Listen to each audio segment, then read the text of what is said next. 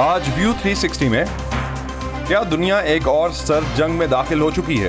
پوچھیں گے امریکہ کے قومی سلامتی کے سابق مشیر جان بالٹن سے۔ It does constitute a threat to peace and security in Europe and I think should have everyone concerned around the world.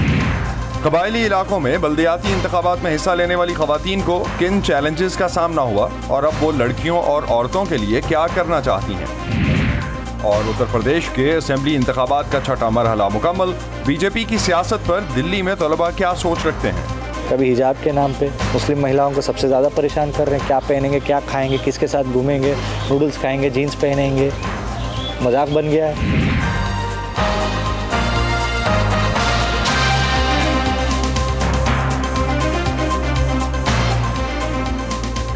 Voice of America کے واشنگٹن اسٹوڈیوز میں آپ سب کو خوش آمدید۔ آپ دیکھ رہے ہیں پروگرام ویو 360 اور میں ہوں اسد اللہ خالد۔ پشاور میں ایک شیعہ مسجد میں ہونے والے دھماکے میں درجنوں افراد ہلاک اور زخمی ہوئے ہیں۔ یہ دھماکہ تاریخی قصہ خانی بازار کے کوچہ رسالدار محلے میں ہوا۔ وفاقی وزیر داخلہ شیخ رشید احمد نے دھماکے کو خودکش قرار دیتے ہوئے کہا ہے کہ دھماکے سے قبل کوئی تھریٹ الرٹ موجود نہیں تھا۔ ان کا کہنا تھا کہ یہ اندوہناک واقعہ ہے اور یہ ایسے وقت میں ہوا ہے جب آسٹریلیا کی ٹیم 24 سال بعد پاکستان میں ٹیسٹ میچ کھیل رہی ہے۔ اس وقت پشاور سے وائس آف امریکہ کے عمر فاروق لیڈی ریڈنگ اسپتال سے ہمارے ساتھ ہیں۔ عمر، اسپتال کی انتظامیہ کا کیا کہنا ہے؟ اب تک کم از کم کتنی ہلاکتوں کی تصدیق ہوئی ہے اور کتنے لوگ شدید زخمی ہیں جو خطرے میں ہو سکتے ہیں؟ جی اس وقت پشاور کے جو سب سے بڑے ہاسپٹل ہے لیڈی ریڈنگ ہاسپٹل، اس کے ترجمان کے مطابق اب تک 56 یعنی 56 افراد کی ڈیتھ واقع ہو چکی ہے، جبکہ 194 افراد جو ہے وہ زخمی ہوئے ہیں۔ ترجمان کے مطابق تقریباً 10 کے قریب اس طرح کے مریض موجود ہیں جن کی حالت انتہائی کریٹیکل بتائی جا رہی ہے۔ تو ابھی گراؤنڈ لیول ریالٹی ہے کیا؟ سیکیورٹی ارینجمنٹس کیا ہیں؟ اس کے بعد کچھ سرچ آپریشن ہے، کس طرح سے آنورڈز جو ہے علاقے کو مینیج کیا جا رہا ہے؟ تقریباً پولیس کی ایک بہت بڑی تعداد کے ساتھ جو ہے سیکیورٹی ادارے اور آرمی کی جو ہے دستے جو ہے صبح جیسے ہی یہ واقعہ ہو اس کے فوراً بعد ہی وہاں پہنچ گئے اور علاقے میں جو ہے سرچ آپریشن شروع کر دیا۔ اس کے ساتھ بم ڈسپوزیبل اسکواڈ بھی پہنچ گئے اور انہوں نے بھی جو ہے علاقے کو کلیئر کر دیا۔ صورتحال جو ہے اس وقت جو ہے انڈر کنٹرول بتائی جا رہی ہے اداروں کی جانب سے۔ یہاں پر ایک بات یہاں بتاتے چلیں کہ تقریباً کچھ چند دن قبل یہی اسی کوچہ رسالدار میں اسی جو امام بارگاہ ہے اس کے قریب ایک گرنیڈ حملہ بھی ہوا تھا اور اس کے باوجود جو ہے یہاں پر سیکیورٹی کی حالت جو ہے کوئی قابل ذکر نہیں بتائی جا رہی تھی۔ عمر، وہاں سے نکلنے کے لیے ان علاقوں میں کیونکہ کافی تنگ گلیاں ہیں وہاں پہ، تو جو زخمی تھے ان کو کیسے نکالا گیا؟ وہاں پہ انتظامات پورے تھے وہاں پہ یا اس لحاظ سے کوئی ارینجمنٹس ہو سکے اس کے بعد؟ جی بالکل، یہ جو پشاور کے جتنے بھی اندرون شہر کی گلیاں ہیں وہ انتہائی تنگ ہے۔ وہاں پر ایک یا دو آدمیوں کے زیادہ جو ہے چلنے پھرنے کی گنجائش مشکل سے ہوتی ہے۔ وہاں پر جو ہے یہ امام بارگاہ موجود ہے۔ جب وہاں پر حملہ ہوا تو علاقے کے لوگوں نے اپنی مدد آپ کے تحت جو ہے لوگوں کو اپنے گود میں اٹھا کے جو ہے ان گلیوں سے باہر لایا گیا۔ تقریباً یہ کافی لمبی اور تنگ گلیاں ہیں۔ ایمبولینسز نہیں پہنچ سکی؟ ایمبولینس باہر آئی تھی لیکن اندر گلی میں اندر نہیں پہنچ سکی تھی۔ باہر جو قصخانی جو مین روڈ ہے وہاں پر پہنچ جاتی تھی۔ یہاں سے اندر سے جو ہے زخمیوں کو اور جو ڈیڈ باڈیز ہیں ان کو جو ہے لوگ اپنے کندھوں پر اٹھا کے جو ہے ایمبولینس تک پہنچا رہے تھے۔ بہت شکریہ عمر فاروق ہمیں اپڈیٹ کرنے کا۔ پشاور میں اس وقت کیا سچویشن ہے؟ یوکرین میں روسی مداخلت کا آج نواں روز ہے اور اہم شہروں پر روسی افواج کے حملے بڑھ رہے ہیں۔ خرسون روس کے قبضے میں جانے والا پہلا بڑا شہر ہے اور ماہرین سمجھتے ہیں کہ اگر روسی فوج جنوبی شہروں کو قبضے میں لیتی ہے تو یوکرین کی فوج کے لیے سمندری راستہ بند ہو سکتا ہے۔ دوسری جانب یورپ کے سب سے بڑے جوہری پلانٹ زپوریژیا کو روس نے قبضے میں لے لیا ہے، جس کی یوکرین کے مقامی حکام نے تصدیق بھی کی ہے۔ خبر رساں ادارے رائٹرز نے یوکرینی حکام کے حوالے سے بتایا ہے کہ جمعے کی صبح روس نے جوہری پلانٹ پر حملہ کیا تھا۔ یہ جوہری پلانٹ یوکرین کی بجلی کی مجموعی ضروریات کا 25% پورا کرتا ہے۔ روس اور یوکرین کا یہ تنازع کیا ایک نئی سرد جنگ کا آغاز ہو سکتا ہے؟ وائس آف امریکہ کی مونا کاظم شاہ نے امریکہ کے قومی سلامتی کے سابق مشیر ایمبیسڈر جان بالٹن سے یہی جاننے کی کوشش کی۔ ایمبیسڈر بالٹن کا کہنا تھا کہ جہاں تک یورپی ممالک کی سلامتی کی بات ہے تو یہ ایک انتہائی غیر مستحکم اور خطرناک صورتحال ہے۔ صدر پوٹن کی تمام تر کوششیں سابق سوویت یونین کی بحالی کی خواہش اور نیٹو کو کمزور کرنے پر ہیں۔ انہوں نے روس کے محرکات پر بات کرتے ہوئے مزید کیا کہا، آئیے جانتے ہیں۔ I don't think it's ideologically driven. میرے خیال میں اس جنگ کا محرک نظریاتی نہیں بلکہ روسی قوم پرستی ہے۔ یہ جنگ یورپ میں امن و سلامتی کے لیے خطرہ ہے، اور میرے خیال میں دنیا بھر میں ہر کسی کو اس بارے میں فکر مند ہونا چاہیے، کیونکہ دوسرے ملک بھی جائزہ لے رہے ہیں کہ روس کیا کرتا ہے اور مغرب کا رد عمل کیا ہوتا ہے۔ میرے خیال میں چین خاص طور پر متجسس ہے کہ نیٹو کی کارکردگی کیا ہوگی، بائیڈن انتظامیہ کیا کرتی ہے، اور انڈو پیسیفک کے مختلف حصوں میں چین کے منصوبوں کے کیا مضمرات ہو سکتے ہیں۔ میرے خیال میں روس اور چین کے درمیان ایک غیر رسمی سمجھوتا ہے، اگرچہ یہ کوئی باضابطہ اتحاد نہیں، مستقبل میں ہو سکتا ہے، لیکن ایک باہمی مفاہمت ہے کہ وہ ایک دوسرے کا تحفظ کریں گے اور کسی بین الاقوامی بحران میں ایک دوسرے کی پشت پناہی کریں گے۔ کچھ تجزیہ کاروں کا کہنا ہے کہ چین اس جنگ کو اپنے لیے ایک موقع کے طور پر لے سکتا ہے۔ وہ اسے اپنے اوپر سے توجہ ہٹانے کے لیے استعمال کر سکتا ہے، کیونکہ اب امریکہ کی توجہ بحر الکاہل کے ایشیائی ممالک پر اتنی نہیں ہے جتنی اس کی توجہ بحر اوقیانوس اور اس کے یورپی حصے کی طرف ہے۔ My guess, though, is that میرا اندازہ ہے کہ چین کو جس چیز میں دلچسپی ہے وہ بائیڈن انتظامیہ اور نیٹو کی کارکردگی کو جانچنا ہے، اور پھر یہ فیصلہ کرنے کی کوشش کرنا ہے کہ مغربی اتحاد یوکرین کے بارے میں جو اقدامات کرتا ہے یا نہیں کرتا وہ اس کے منصوبوں کو کس طرح متاثر کر سکتا ہے، چاہے وہ بحیرہ جنوبی چین میں تائیوان سے متعلق ہوں یا کہیں اور۔ لہٰذا اس وقت موجودہ تنازع سے کوئی فائدہ اٹھانے سے زیادہ اس تنازع سے عہدہ برا ہونے کی امریکہ اور اس کے اتحادیوں کی صلاحیتوں کو جانچنے کا معاملہ زیادہ ہے۔ so much as taking advantage of a conflict in time. امریکہ اور اس کے اتحادی روس کے خلاف متحد ہیں۔ آپ اس وقت بائیڈن انتظامیہ کی کارکردگی کو کیسے دیکھتے ہیں؟ کیا آپ کو لگتا ہے کہ وہ اس صورتحال کو سنبھال لیں گے؟ Well, look, I think, to be honest, دیکھیے، مجھے لگتا ہے کہ ایمانداری کے ساتھ ہمیں یہ تسلیم کرنا چاہیے کہ ہمیں ایک بہت بڑی ناکامی کا تجربہ ہوا ہے۔ اس پالیسی کا مقصد روس کو کبھی بھی یوکرین پر حملہ کرنے سے روکنا تھا، اور آپ جانتے ہیں کہ ڈیٹرنس ایک ایسی چیز ہے جس کے بارے میں ہم سب نے سرد جنگ کے دوران بہت کچھ سیکھا تھا۔ اس کا مطلب یہ ہے کہ آپ کے مخالف کو یہ یقین کرنا ہوگا کہ اس کی جارحیت کے بدلے میں اس پر جو قیمت عائد کی جائے گی وہ اس فائدے سے کہیں زیادہ ہوگی جو اس کے خیال میں وہ حاصل کر سکتا ہے۔ لیکن پوٹن نے یہ نتیجہ اخذ کیا کہ اقتصادی تعزیرات کی تمام دھمکیوں کے باوجود اب بھی یہ زیادہ فائدہ مند ہوگا کہ وہ یوکرین پر طاقت کے ذریعے قبضہ کر لیں، اور وہ اس قیمت کو بھی ادا کرنے کے لیے تیار تھے جس کی انہیں دھمکی دی گئی تھی۔ There's a very interesting analysis. I was interviewing a Russian expert. ایک روسی ماہر پروفیسر اینڈرے کوروپکوف نے میرے ساتھ ایک انٹرویو میں کہا کہ افغانستان سے امریکی انخلاء اور اگست میں سقوط کابل سے روس کے حوصلے بلند ہوئے ہیں۔ کیا آپ ان کی اس رائے سے متفق ہیں؟ no, I think that's exactly right. I think both in Russia and China, they saw that میرے خیال میں یہ بالکل درست ہے۔ میرے خیال میں روس اور چین دونوں نے دیکھا ہے کہ افغانستان سے انخلاء امریکہ کی ایک بہت بڑی اسٹریٹجک غلطی تھی، نہ صرف آپریشنل لحاظ سے بلکہ ایک مکمل انخلاء کے فیصلے نے بھی وسطی ایشیا میں ایک خلا چھوڑ دیا جسے دوسرے لوگ پر کر سکتے ہیں۔ انہوں نے افغانستان کو کوئی تحفظ فراہم کیے بغیر چھوڑ دیا، اور اب امریکہ اور دیگر ممالک پر پھر سے افغانستان سے دہشت گرد حملوں کا خطرہ ہے۔ ہم نے بائیڈن انتظامیہ کے اعلیٰ عہدیداروں کی شہادت سنی ہے کہ امریکہ پر اسلامک اسٹیٹ خراسان کا دہشت گرد حملہ ہو سکتا ہے، وہ بھی اس شہادت کے 6 ماہ کے اندر اندر۔ اب ہم شاید اس خطرے سے 3-4 ماہ دور ہیں، اور القاعدہ بھی جلد ہی دہشت گرد حملے کرنے کے قابل ہو جائے گی۔ تو یہ انخلاء امریکی کمزوری کا اشارہ بھی تھا، اور مجھے اس میں کوئی شک نہیں ہے کہ پوٹن اور جی دونوں اس تجزیے پر یقین رکھتے ہیں اور اس کے مطابق عمل کرنے کے لیے بھی تیار ہیں۔ روس اور یوکرین کی جنگ میں 2 ہتھیار ایسے ہیں جن کا ذکر بار بار خبروں میں رہا ہے۔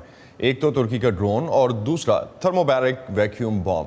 یہ ہتھیار ہیں کیا اور ان سے کس قسم کی تباہی ہو سکتی ہے، یہ جاننے کی کوشش کی وائس آف امریکہ کے عبدالعزیز خان نے۔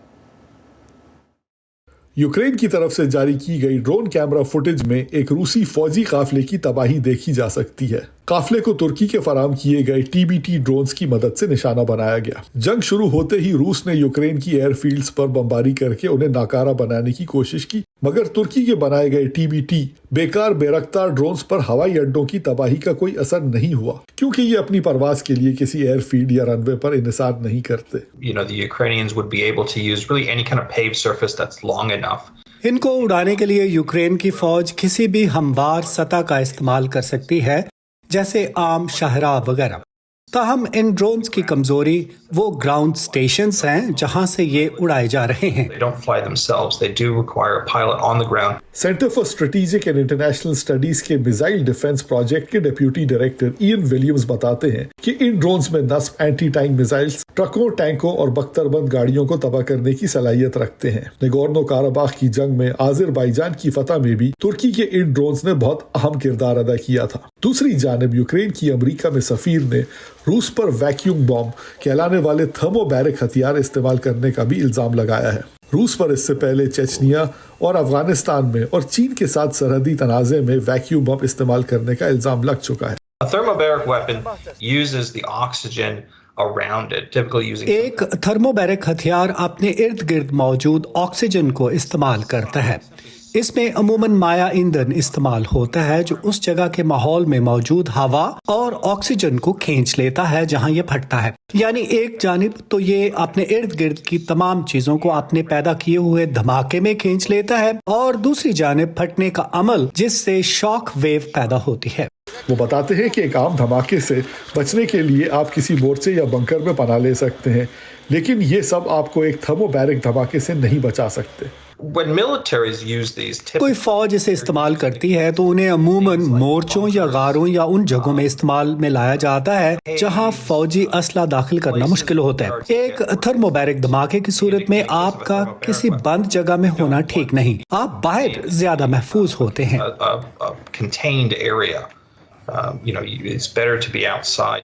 व्हाइट हाउस के मुताबिक अभी तक अमेरिका इस बात की तस्दीक नहीं कर सकता कि रूस ने यूक्रेन में थर्मोबैरिक हथियार का इस्तेमाल किया है, लेकिन व्हाइट हाउस की तर्जुमान के मुताबिक अगर वाकई में रूस ने यह हथियार इस्तेमाल किया है तो ये जंगी जराइम के जिम्मे में आएगा। गैर जानिबदाराना ज़राए से इसकी तस्दीक नहीं हुई है। वो रिपोर्ट्स हमने ज़रूर देखी हैं, और अगर ये सब दुरुस्त है तो इन हथियारों का इस्तेमाल जंगी जराइम के ज़ुमरे में आ सकता है। उधर इयन विलियम्स का कहना है कि यूक्रेन के पास रूस के थर्मोबैरिक हथियारों का जवाब नहीं है। उनसे निपटने के लिए बेहतरीन हरबा यही होगा कि इनके लॉन्चरों को इस्तेमाल से पहले ही तबाह कर दिया जाए। The best thing to do would be to सबसे कारआमद तो यही होगा कि इसके लॉन्चर तबाह कर दिए जाएं, और इसके लिए उनके पास बेहतरीन हथियार है TBT बैरक्टर drone. Their arsenal are the TB2 Bayraktar drones. Ukraine के वजीर दिफा ओलेक्सी रेज़निकोव ने कहा है कि उन्हें जल्द तुर्की की जानिब से मजीद TBT-2 ड्रोन्स के मिलने की तवक्को है। अब्दुल अजीज Khan, voice of America, Washington. हम जब खौफ को बेनकाब करते हैं, हम जब सवाल उठाते हैं, हम जब उनकी आवाज़ बनते हैं जिनकी कोई नहीं सुनता, तो फ़र्क पड़ता है। फ़र्क पड़ता है आज़ाद सहाफ़त से। हम हैं वॉइस ऑफ अमेरिका। हमारे लिए आज़ाद सहाफ़त अहम है। खैबर पख्तूनख्वा में बल्दियाती इंतखाबात के पहले मरहले में बाजोड़ और मोहम्मद के कबायली अजला में भी इंतखाबात हुए। इन ज़िलों में रजिस्टर्ड वोटर्स में तकरीबन 5 लाख से ज़ायद ख़वातीन हैं, और अहम बात यह है कि यहाँ से 600 से ज़ायद ख़वातीन ने इंतखाबात में हिस्सा लिया। जीतने वाली ख़वातीन किन मुश्किलात से गुजर कर यहाँ तक पहुँची हैं और वो किन मसाइल का हल चाहती हैं, जानते हैं लंडी कोतल से उमर फारूक की रिपोर्ट में। खैबर पख्तूनख्वा के कबायली अजला में तारीख़ के पहले बल्दियाती इंतखाबात हुए, जिसमें ख़वातीन की एक बड़ी तादाद ने भी हिस्सा लिया और कामयाब हुई। इलेक्शन कमीशन ने किसी तहसील में ख़वातीन के पोल शुदा वोटों के आदाद जारी नहीं किए, ताहम फाफेन यानी free and fair election network की एक रिपोर्ट के मुताबिक तमाम अजला में ख़वातीन का टर्न आउट तकरीबन 17% रहा। सूबे के दीगर अजला की तरह कबायली अजला में भी ख़वातीन के लिए अलहदा पोलिंग स्टेशन बनाए गए थे। इस इलेक्शन में लंडी कोतल से ताल्लुक़ रखने वाली समरीन अफरीदी ने भी हिस्सा लिया। वो कहती है कि कबायली अजला में ख़वातीन अपने हकूक़ से महरूम हैं। खवातीन का यहाँ कोई पुरसान हाल नहीं। हमारे माशरे में खवातीन को बहुत कमज़ोर समझा जाता है, लेकिन मैं कहती हूँ कि नहीं, अगर हमारी औरतों को यहाँ पर हुकूक दिए जाएं तो उनसे कोई कम नहीं। वो फिर बहुत ताकतवर होती हैं, वो बहुत बहादुर हैं, बस हमारी औरतों को उनका हक नहीं मिल रहा। तस्लीमा बीबी भी अफगान बॉर्डर से मुल्हिक तहसील लंडी कोतल से खवातीन के लिए मखसूस नशिस्त पर कौंसलर मुंतखब हुई हैं। इस मुकाबले में 3 और खवातीन भी शामिल थी, लेकिन वो 500 वोट हासिल करके कामयाब हुई हैं। वो कहती है कि वो खवातीन की तालीम और नौकरियों के मसले को उठाना चाहती है। यहाँ स्कूल नहीं है, हमारी जवान लड़कियाँ हैं, हमारी बच्चियाँ हैं। जब अस्पताल में नौकरी आती है तो लोग पूछते हैं कि आपके घर में कोई औरत है, लेकिन जब देखते हैं तो उसकी तालीम नहीं होती। और तालीम क्यों नहीं है? क्योंकि यहाँ पर कोई हाई स्कूल नहीं है। तस्लीमा बीबी कहती है कि वो तालीम के लिए जदोजहद इसलिए भी कर रही है क्योंकि वो खुद नाखानदा है, जिसकी वजह से उन्हें अपनी इंतखाबी मुहिम में मुश्किलात भी पेश आईं। हमारी वालिदा का ज़माना और था, हमारा ज़माना भी मुख्तलिफ था, क्योंकि मैंने तालीम हासिल नहीं की, मैं घर से बाहर नहीं निकली।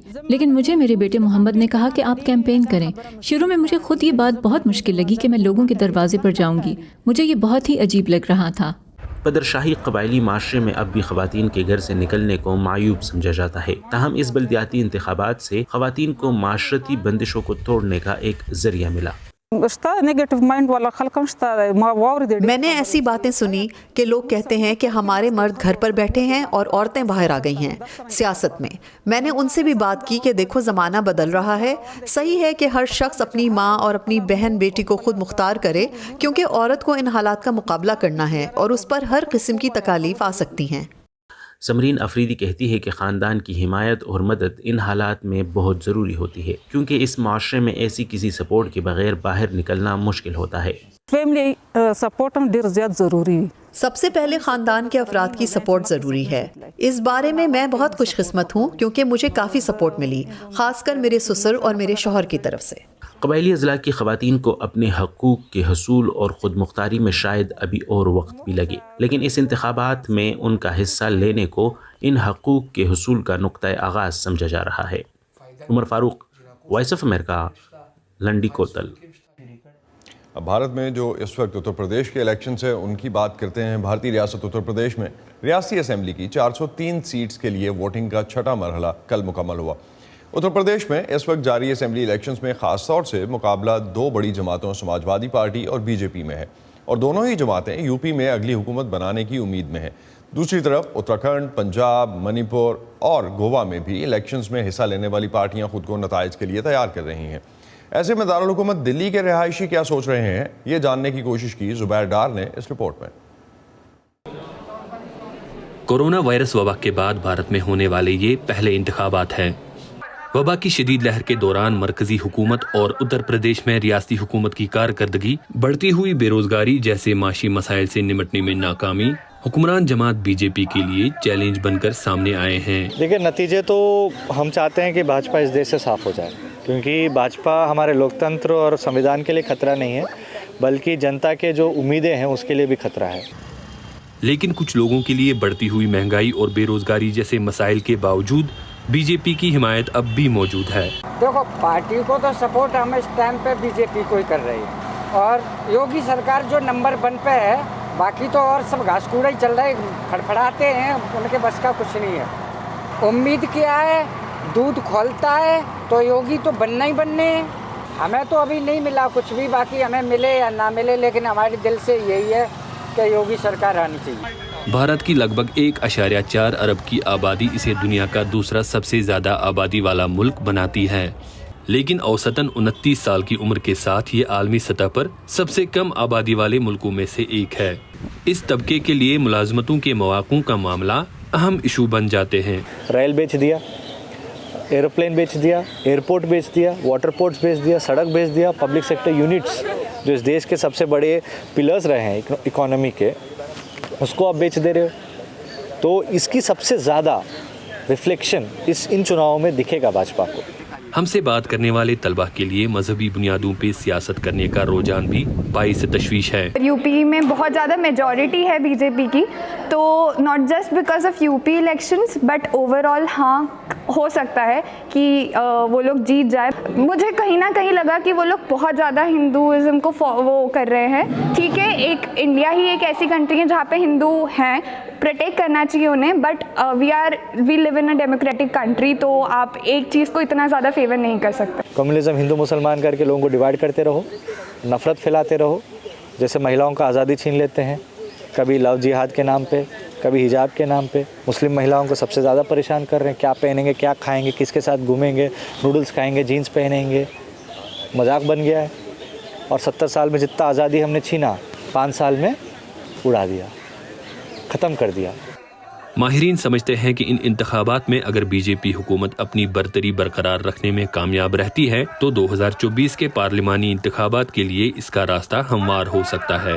اوبویسلی ہم سب کو پتہ ہے مودی بہت اچھے اوریٹر ہے, تو وہ جیسا بولتے ہیں وہ بہت افیکٹ ہوتا ہے. تو جو پولرائزیشن انہوں نے 2014 سے کری ہے اور 2024 تک, اب تو لوگوں کو دیکھ کر لگتا ہے کہ مے بی اس کے چانسز ہیں. مطلب مجھے لگتا ہے ابھی 10-15 سال اور بی جے پی آئے گی. ریاست یو پی میں ووٹنگ کا 7واں مرحلہ 7 مارچ کو ہوگا, جس میں 54 حلقوں میں ووٹنگ ہوگی. ووٹوں کی گنتی اور نتائج 10 مارچ کو ہوں گے. زبیر ڈار, وائس آف امریکہ, دلی. تازہ ترین خبریں, اہم واقعات, آڈیو ویڈیو رپورٹس اور تجزیے دیکھیں, سنیں اور پڑھیں VOA اردو کی اسمارٹ فون ایپ پر. خبریں اب ہر وقت آپ کی مٹھی میں. کبھی آپ نے ایسا سوچا ہو کہ دنیا پر دیو ہیکل بلیوں کا راج ہو, تو وہ خیال کیسا ہوگا؟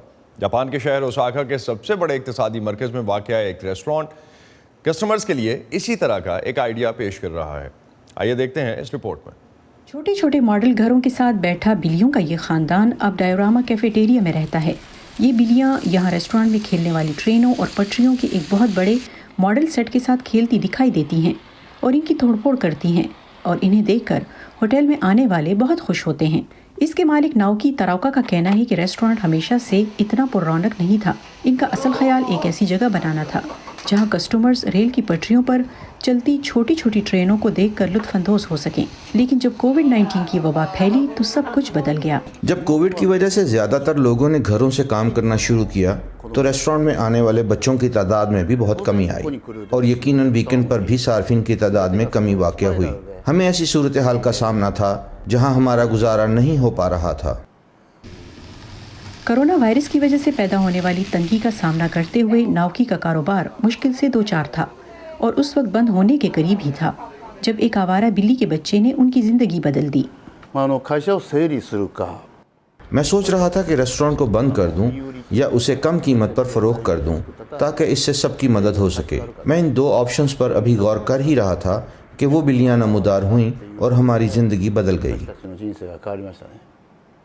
57 سالہ ریسٹورانٹ کے مالک نے بتایا کہ ان کے عملے کو پہلے بلی کا یہ بچہ قریبی نرسری میں ملا. جب انہوں نے اس بلی کے بچے کو یہاں رکھ لیا تو اس کی ماں بھی باقی بچوں کے ساتھ روزانہ ناوکی کے دروازے پر آنا شروع ہو گئی. اب یہاں کھیلتی کودتی 14 بلیوں کے ساتھ ریسٹورانٹ میں زندگی بھی لوٹ آئی ہے, اور اس طرح بلیوں سے محبت کرنے والے مزید گاہکوں کی آمد بھی. بلی جس طرح سے ان چھوٹے ماڈلز کے درمیان چلتی ہے وہ واقعی گوڈزیلا کی طرح لگتی ہے. میں نے پہلے کبھی ایسی چیز نہیں دیکھی تھی, اس لیے یہ میرے لیے بہت دلچسپ ہے. ناوکی تراوکا کو امید ہے کہ یہ ریسٹورانٹ کووڈ کی وبا کے دوران بھی بہت سے صارفین کو تفریح فراہم کر سکے گا. انہوں نے اپنے ریسٹورانٹ اور بلیوں کے کھیل کود کی ویڈیوز سوشل میڈیا پر اپلوڈ کی ہیں جو لوگوں میں بے حد مقبول ہو رہی ہیں. نیلوفر مغل, وائس آف امریکہ. اسی پر ختم کرتے ہیں آج کا ویو 360. اسٹے سیف, اور پاکستان اور خطے سمیت دنیا بھر کی اہم خبروں اور دلچسپ معلومات کے لیے آپ آ سکتے ہیں ہماری ویب سائٹ urduvoa.com پر. یہ سارا کانٹینٹ آپ کو ملے گا ہمارے سوشل میڈیا پلیٹ فارمز پر بھی, facebook.com/VOA Urdu, یوٹیوب پر ہمارا چینل ہے VOA اردو کے نام سے, اور ٹویٹر انسٹاگرام پر ہمارا ہینڈل ہے @urduvoa. اب تک کے لیے اتنا ہی. اسد اللہ خالد کو اجازت دیجیے. خدا حافظ.